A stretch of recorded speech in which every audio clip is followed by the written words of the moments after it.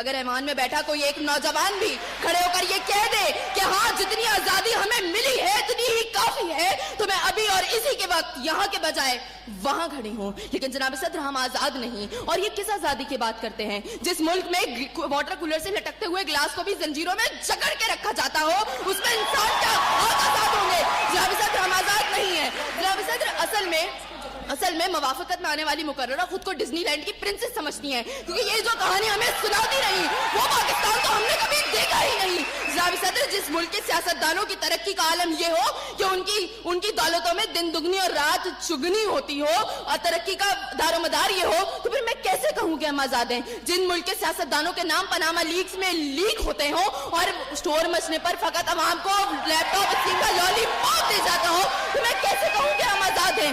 جناب صدر جس ملک کی حکمرانی اور حکومت کا ڈھانچہ تک بین الاقوامی استعمار نے بنایا ہو, تو پھر میں کیسے کہوں کہ ہم آزاد ہیں؟ جس ملک کا عدلیہ کا سسٹم تک کسی اور کا لیا ہوا ہو, تو میں کیسے کہوں کہ ہم آزاد ہیں؟ جناب صدر اور جس آزادی کی یہ بات کر رہی تھی, جن ہری جھنڈیوں کی یہ بات یہ کر رہی تھی, جب کل یہی جھنڈیاں ہماری پیروں کے تلے رو دی جائیں گی اور کوئی ان کو اٹھانے والا نہ ہوگا, تو پھر میں ان سے پوچھوں گی کہ ارے کون سی آزادی؟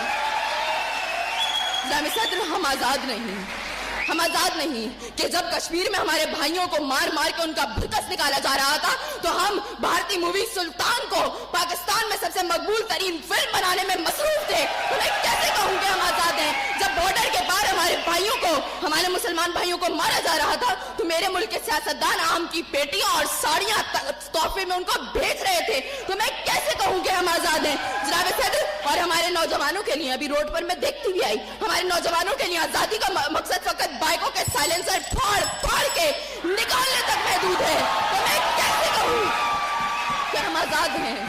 اور جناب صدر جس آزادی کی یہ بات کرتی ہے شاید وہ فقط صرف دہشت گردوں کو حاصل ہے, کیونکہ ان کا جب جہاں جس کو دل چاہتا ہے مار دیتے ہیں اور بڑی آزادی سے آ کر میڈیا پر کہتے ہیں ہاں ذمہ داری قبول, تو جواب میں ہمارے سیاستدان فقط مذمت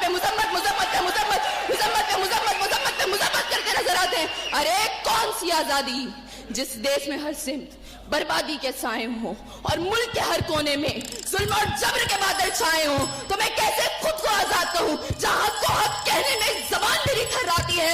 میں اس دیش کا باقی باسی ہوں جہاں موت خوشی سے آتی ہے. میں خود ہوں آزاد.